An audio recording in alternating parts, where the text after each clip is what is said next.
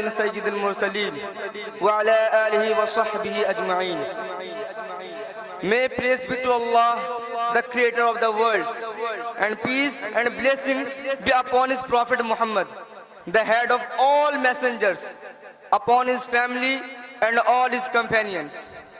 In this meeting, I have been asked to speak some words on the concept of equality and justice in Islam.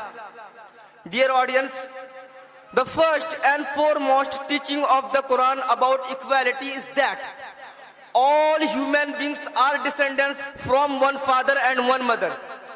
Thus, they are equal on the basis of humanity.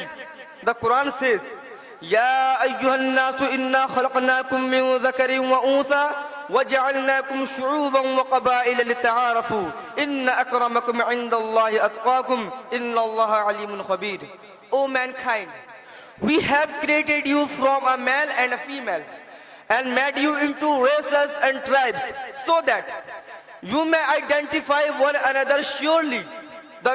Surely Allah, noblest of you, in Allah's sight, is the one who is most pious of you. Surely Allah is all-knowing, all-aware. The Quran very explicitly declared that the differences of races, tribes, colors and places are of no value and importance. These differences are only for the sake of identification. One cannot be considered higher and superior on the ground of race, color and nationality by this. The Quran aimed at leveling the differences and discriminations of nations, races and tribes. The second rule, which the Quran proclaimed in the verse, is that the cause of nobility is only piety. Thus, Islam uprooted the racial pride and ego of the so-called higher classes. This principle of equality was elucidated more in hadith by the Prophet, Allah bless him and give him peace. In a hadith, he is reported to have said, O people, behold, your Lord is one. There is no superiority for an Arab over a non-Arab, neither for a non-Arab over an Arab, nor for a black on a red, nor for a red on a black, but on the basis of piety and righteousness. Indeed, the best amongst you are those who are more pious and righteous. Behold, did I convey you the message? The people shouted, Yes, O the messenger of Allah. Then the Prophet said, those who are present should convey this message to those who are not present.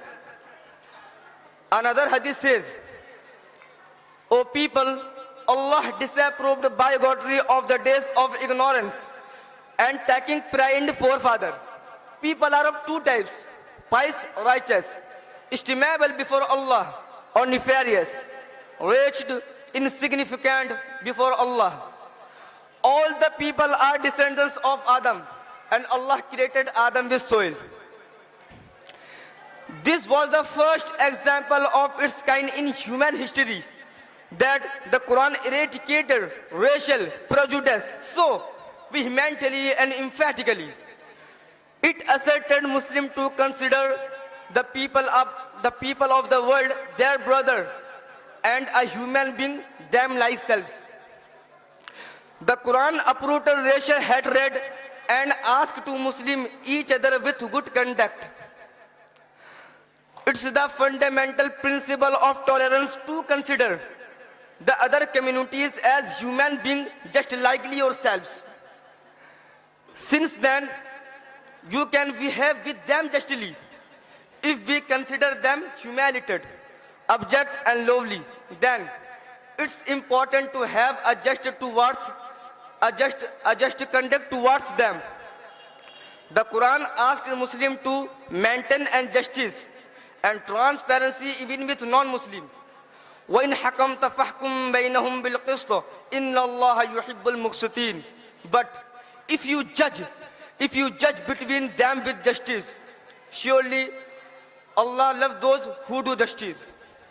Here, I am winding up my talk with praise for Allah and blessing for the Prophet.